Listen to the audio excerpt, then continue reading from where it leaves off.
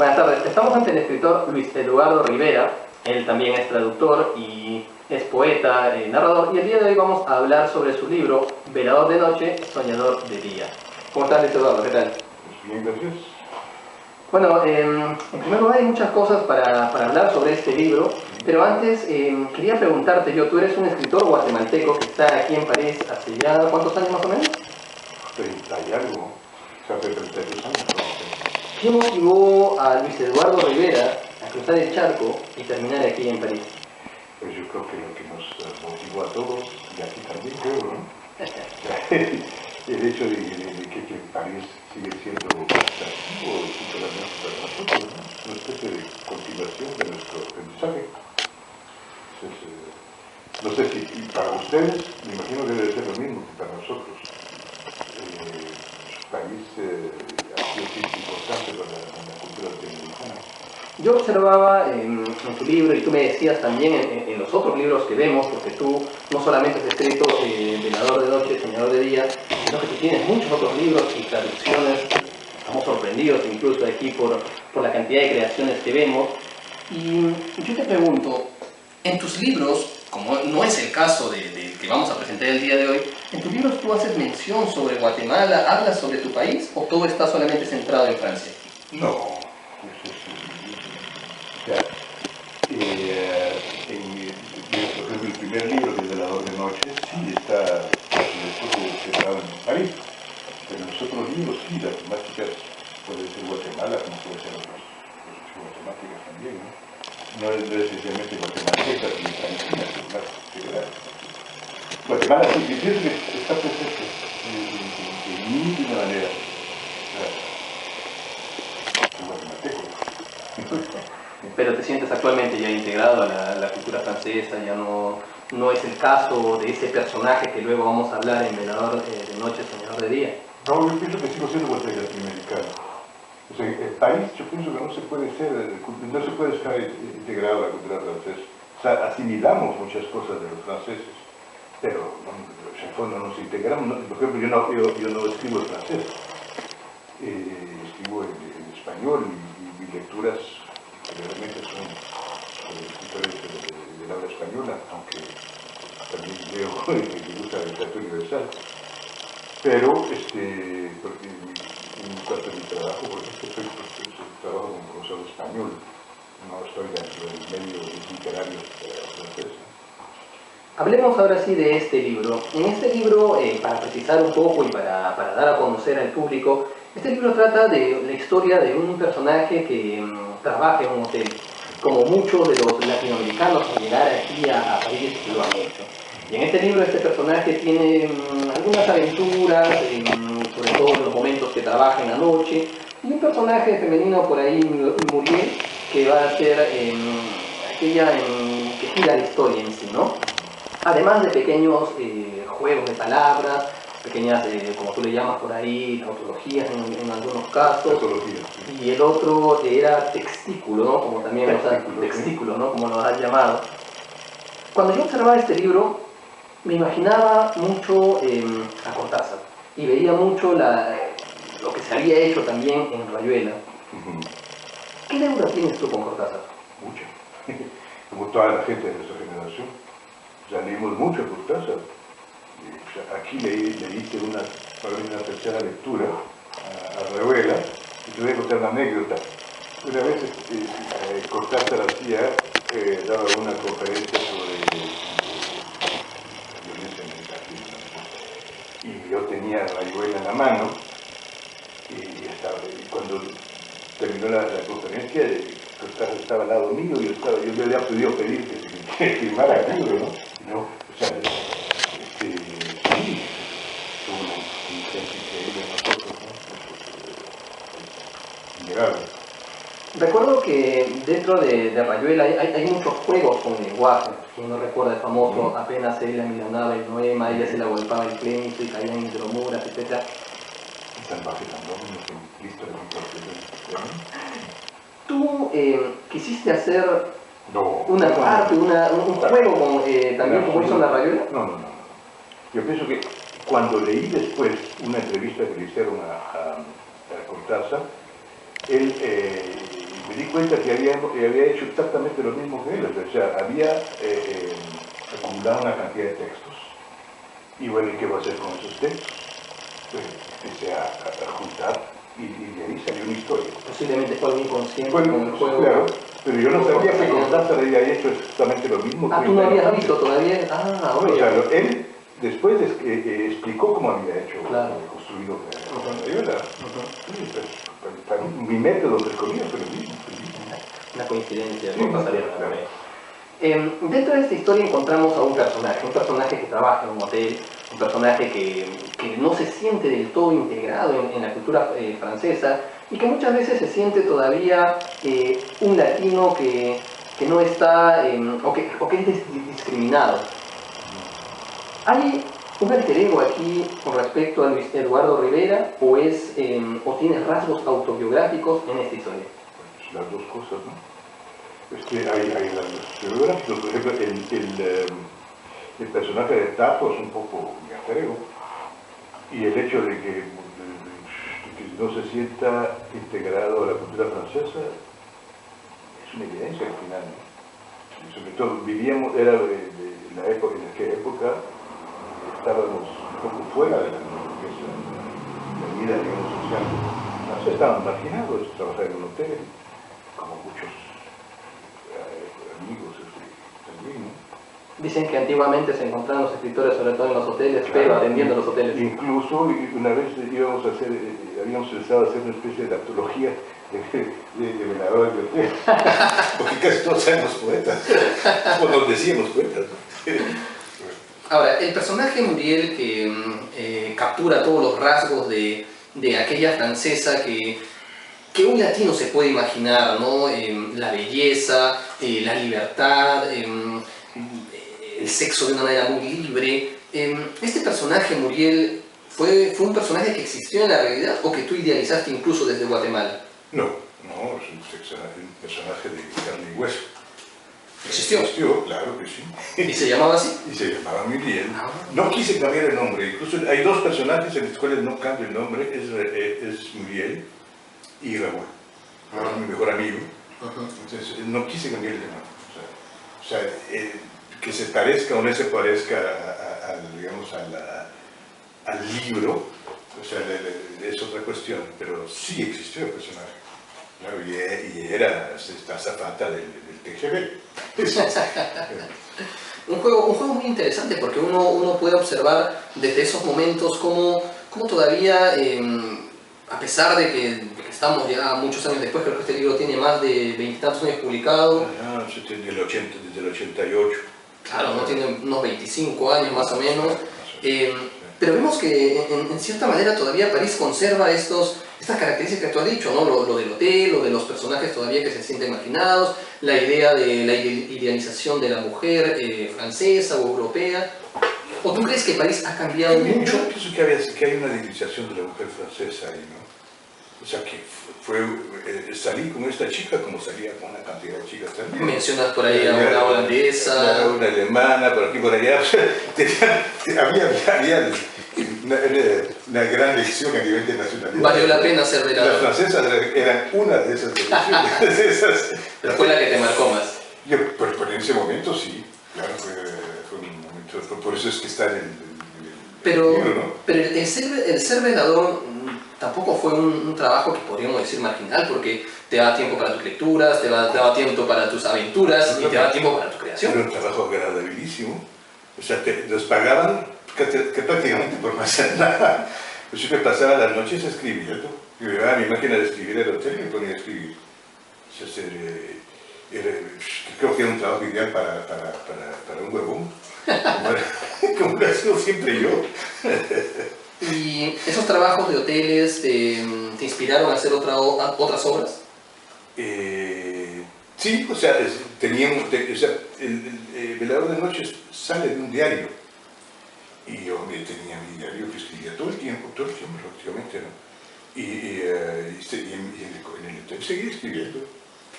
Y pasaba el limpio mis copias. O sea, lo escribía a mano y después lo pasaba a máquina. Algo interesante también de la obra es que es publicada en una editorial aquí que se ha denominado Ediciones de Correcaminos. Sí. ¿Podrías hablarnos de esta editorial un poco?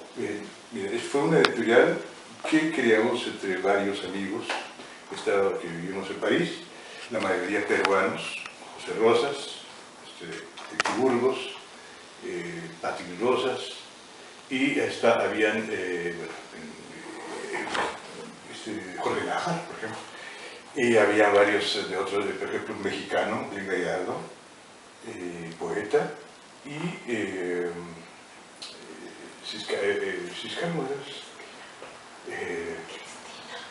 Cristina Ciscar. Era una narradora. Hay una voz por ahí que ha surgido de... Sí. Es un poco mi alter ego, pero... Bueno, cabe precisar que el día de hoy estamos aquí en la galería del amigo Elqui, recordando uno de esos viejos tiempos junto con José Rosas. Y el primer libro que publicamos fue precisamente el libro de Elqui, que yo creo fue el que mejor marchó. Era un bonito sistema, o sea, era una muy buena idea al principio, ¿no? O sea, ¿cómo eran las publicaciones, las presentaciones en ese tiempo, sobre todo de esta editorial? Es decir, buscabas un lugar para presentar el libro, que generalmente era el Maison de l'Amérique latine. De l'Amérique latine, sí. Maison de Sciences Sociales de América Latina. Y invitábamos a una cantidad de latinoamericanos, o sea, acá era una manera de reunirlos a todos, y ahí vendíamos una cantidad de libros. Y luego teníamos nosotros que vender otra cantidad de libros también para publicar el siguiente. Cuando yo hablo con personas que vinieron aquí a París entre los 80 o incluso antes, veo una diferencia con las personas que han llegado estos últimos años. Una de ellas es, por ejemplo, que cuando se reúnen estos escritores, normalmente ahora se dividen en nacionalidades. Escritores peruanos, escritores chilenos, escritores argentinos, colombianos, etc. Antiguamente, los latinos eran un solo grupo. Se reunían diferentes escritores. ¿Por qué crees que se ha dado este cambio? Realmente no te podría decir por qué, pero por ejemplo el Correcaminos fue una posibilidad para reunir varias nacionalidades. No sé, realmente los guatemaltecos siempre han sido una gran minoría en todos lados, y sobre todo en París. Y por ejemplo, aquí lo conocí en México, y en ese momento había una muy buena camaradería entre los escritores latinoamericanos en ese momento. No creo que haya sido tan diferente como en los años 30, 40 de esa época, ¿no? Tú que has vivido tantos años aquí en París, ¿has tenido alguna anécdota con algún escritor latinoamericano hoy en día reconocido, aparte de Cortázar, como nos lo contabas? También no me recuerdo realmente, ¿no? Es posible. Y para culminar... Pero, por ejemplo, los escritores que formamos el grupo de Correcaminos, o sea, yo pienso que cada quien tomó su propio camino y a mi criterio son ellos reconocidos en sus propias literaturas nacionales. Para culminar, ¿crees tú o te sientes preparado tú a volver a vivir en Guatemala y hacer tu vida allá? No. ¿O crees que simplemente vas a vivir siempre aquí en París? No, yo pienso que la vida de Guatemala a veces me agrede demasiado, no hay mucha violencia. Estoy acostumbrado a otra cosa ahora. A la tranquilidad parisina. Sí, para comenzar, ¿no? Y por otro lado, el acceso a la cultura, que aquí es muy rápido, si quieres. O sea, los libros los puedes conseguir muy baratos, libros de explicación. Hoy en día también ayuda el internet. Claro, es otro tipo de vida, el modo de vida es muy diferente. Aquí Guatemala para mí es un lugar de ir de vacaciones, ir a ver a mis amigos, pero París sigue siendo mi ciudad. ¿Y hay alguna diferencia cuando tú vas a Guatemala y te dicen yo soy escritor, pero escribo en París, de alguien que vive en Guatemala y te dice yo soy escritor, pero yo estoy en Guatemala? ¿En qué sentido? En el sentido de que mucha gente puede decir, bueno, es fácil escribir en un lugar donde hay tranquilidad, en donde no ves la realidad, no la tocas, simplemente la ves desde fuera. ¿Has recibido alguna crítica por eso? No, Yo pienso que cada quien escribe en función de su propia realidad, ¿no? Si estuviera en Guatemala, yo escribiría en función de la realidad guatemalteca, pero la vida me llevó a otros niveles, por ejemplo, yo salí de Guatemala a los 24 años, yo tengo ahorita 64. No, no era necesario, pero... Claro, no, yo no tengo problemas en cuanto a la edad, otros sí. No te crees a los otros todavía. Finalmente, este libro, Velador de Noche, Señor de Día, tiene una lectura muy ágil, muy rápida, captura porque es algo que percibimos los que estamos aquí en París. ¿Crees tú que este libro está dirigido solamente a las personas que conocen París? Porque hay mucho de francés y hay mucho que un latino que no sabe francés no podría comprender. Yo pienso que eso puede interesar a todo latinoamericano en general, ¿no? A pesar de esas palabras en francés que a veces... Claro, esos son aditivos al libro, ¿no? Pero algo muy la historia es muy comprensiva. Incluso los jóvenes se identifican mucho con ese libro. Sí. O sea, de los lectores de mi país, los que han leído más el libro son los jóvenes. ¿Y hoy en día se puede acceder a él? Es un libro que tiene 25 años. Claro, ha tenido 3 ediciones y probablemente tenga una cuarta. ¿Saldrá pronto? Es posible, en el transcurso del año. Sí. Pues entonces invitamos a estos futuros lectores a poder saborear y palpar Velador de Noche, Señor de Día. Y yo te agradezco mucho esta charla, Luis Eduardo. Seguramente pronto vamos a tener mayores noticias en algunos eventos que estamos por ahí planeando. Y bueno, ya estaremos teniendo más noticias tuyas y de tus escritos. Muchísimas gracias. Luis Eduardo Rivera, muchas gracias. Muy buenas noches, estamos en París en este caluroso día. Hay un dicho que se dice, los buenos vinos envejecen bien, y su libro, que tuve el agrado de leerlo, envejeció bien a pesar de los años, porque a mi manera de lector es un libro más que, como decía Lenin, una historia, es un testimonio de un momento preciso en París. Mi pregunta va, ¿cómo usted estructura ese libro? Yo lo veo la cabeza, el tronco y las extremidades. ¿Cómo lo estructuró usted? Yo tenía un diario y me di cuenta que había un hilo conductor en lo que iba de un año. Entonces lo que hice fue sacar todos esos textos y después hacer un hilo. Había una anécdota en general en este libro. Había 2 personajes o 3 personajes que existían a lo largo de mi diario. Entonces lo que hice fue extraer todo eso y juntarlos y hacer lo que podía ser una novela, pero yo nunca he dicho que es una novela, es un libro. Dígame, ¿y los personajes que participan en este libro obedecen a una realidad de ese momento? Porque tienen cosas como un pitonismo que anticipa una cuestión política, la caída del muro de Berlín, esa situación del amigo que se va a la ex Alemania, y bueno, y él reniega del sistema democrático francés, pero también se dice que va a llegar un momento en que va a renegar de ese sistema. Es que obedece a ese momento de reflexión, porque eran otros momentos de la vida política en París, eran diferentes. Claro, pienso que había una gran insatisfacción en muchos aspectos a nivel político, existencial también, ¿no? Y este personaje, Saúl, era el más insatisfecho de todo, tratando de salir de este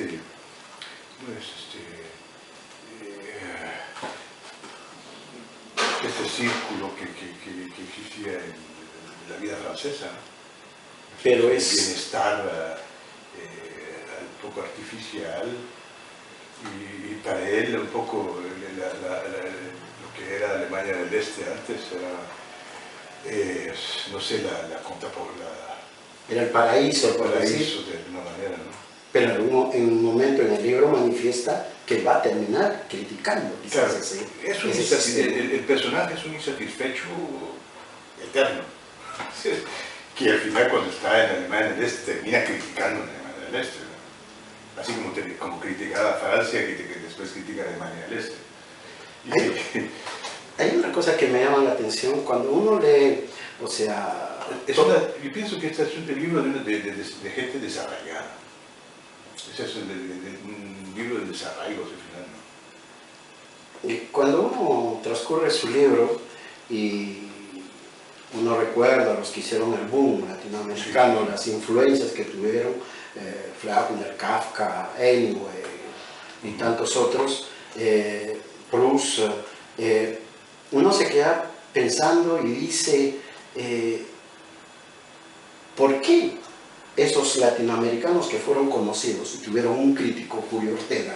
Sí. Yo me acuerdo haber leído mucho a ese crítico en los prólogos, no sabía que era peruano, por este me entero que es peruano y que tuvo mucha reputación en ese entonces. ¿Por qué lo utiliza usted como un personaje más en un libro?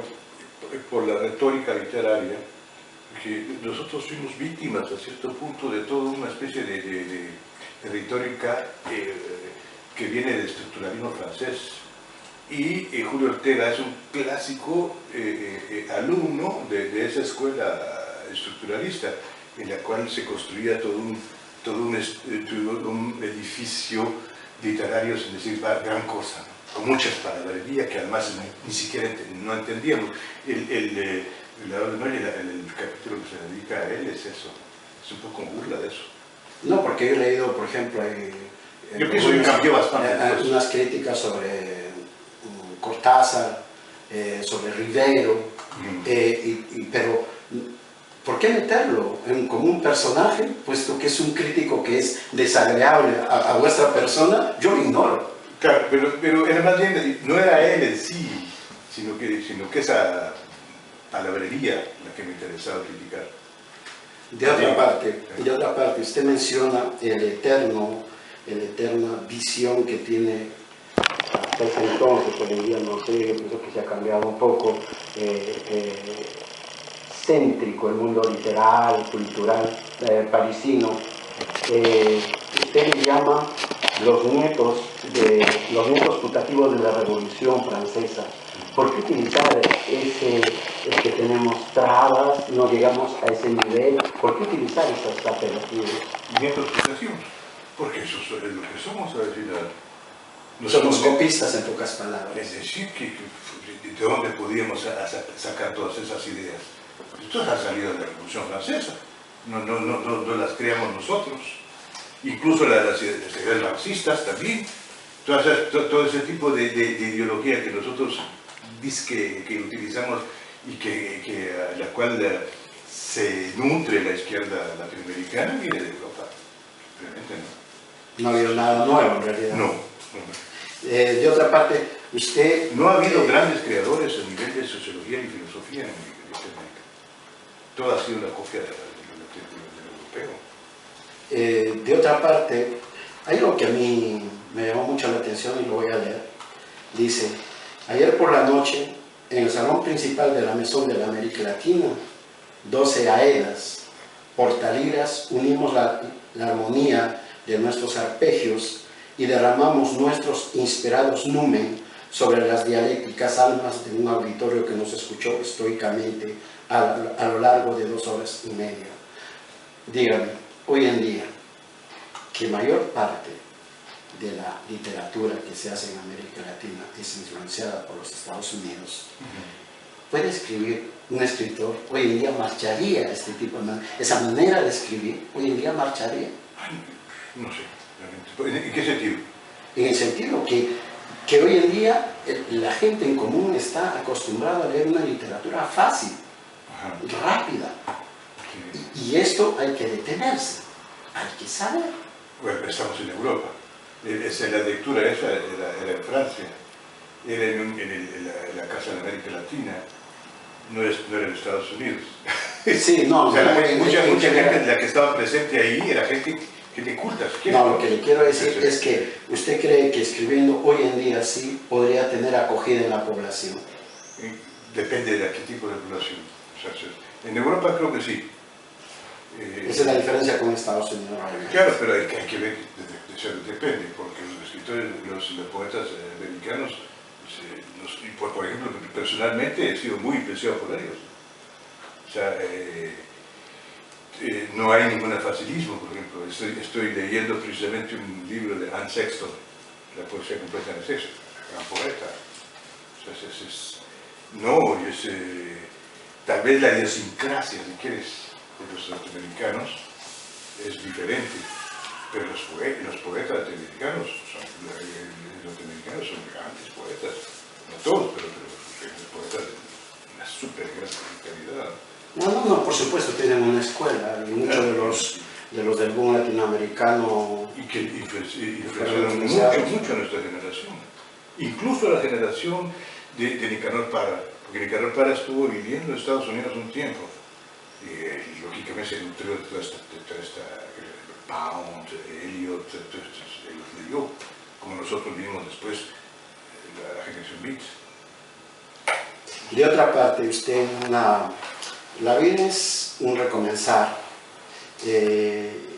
una tatología, que usted lo llama así, porque es referido a tato, que dice, tengo la impresión que mientras más literatura leo, más ignorante me vuelvo en otros aspectos, lo cual tampoco significa que me sienta literalmente más culto.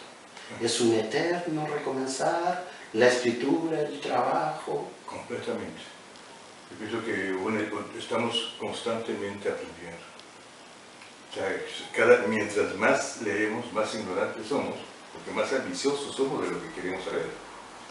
Entonces, es un deseo de saber que no termina nunca. Además. Entonces, ¿usted no cree en la erudición? No, realmente no. Tampoco cree en los nuevos especialistas que nos salen por todos lados. Claro, no. La erudición es falsa también. Porque los eruditos se especializan en ciertas cosas y son ignorantes en otras cosas. Yo tengo un gran amigo que es un erudito en literatura latinoamericana, si quieres, pero por ejemplo no sabe nada sobre rock. Y es parte de nuestra generación eso. O sea, él es ignorante en ese sentido. O sea, hay ausencia, ¿no? Un erudito para mí es alguien que tiene que tener un conocimiento general de la cultura. Para culminar, usted habla de un aspecto político. Yo pienso que obedece a ese periodo en el cual uno tenía que comprometerse con un partido, con una literatura, con un pintor, con algo. Hoy en día ya no es así. Usted, en ese transcurso del tiempo, usted, de acuerdo al análisis que pueda hacer, ¿a qué obedece eso? Yo, por ejemplo, huí de todo eso. Yo no podía meterme dentro de una literatura, dentro de una ideología, dentro de un partido, no estaba en mi cabeza. Es por eso que me fui de Guatemala y es por eso que me fui de México. Yo trataba de vivir todo eso, de todo ese encasillamiento. Y Francia, en ese sentido, nos dio toda esta libertad, esta capacidad de no sentirte obligado, además, a seguir toda una línea. Más bien a seguir tu línea. Además no sabías qué línea era. O sea, en la misma línea tú mismo la creabas. La línea de pensamiento, línea literaria, Para culminar, algo que mucho habló bastante a Lenin, Cortázar decía de que él se imaginaba en el personaje y ese personaje lo iba creciendo, lo iba trabajando. Bueno, ¿usted cómo trabaja los personajes? ¿Son de la vida real o usted los trabaja igual? Personalmente, sí. Si no puedo escribir, bueno, no es que no pueda escribir, pero no quiero escribir cosas que no estén dentro de la realidad, de mi realidad. O sea, En ese sentido sí hay una, el personaje tiene una referencia en cuanto a la vida cotidiana. O sea, me es difícil un poco inventar un personaje. O sea, siempre me identifico con alguna persona que existe. Pues, algo que para mí, yo creo que no soy muy imaginativo en ese sentido, ¿no? De todas maneras, con mucho agrado yo leí su libro, que es una prosa bastante ligera, rápida a leer, pero que tiene unas bases bastante sólidas. No es una literatura que uno lo deja de lado, porque ya han pasado tantos años. Y como le decía, envejece como el vino. Okay, Luis Eduardo Rivera, velador de noche, soñador de día.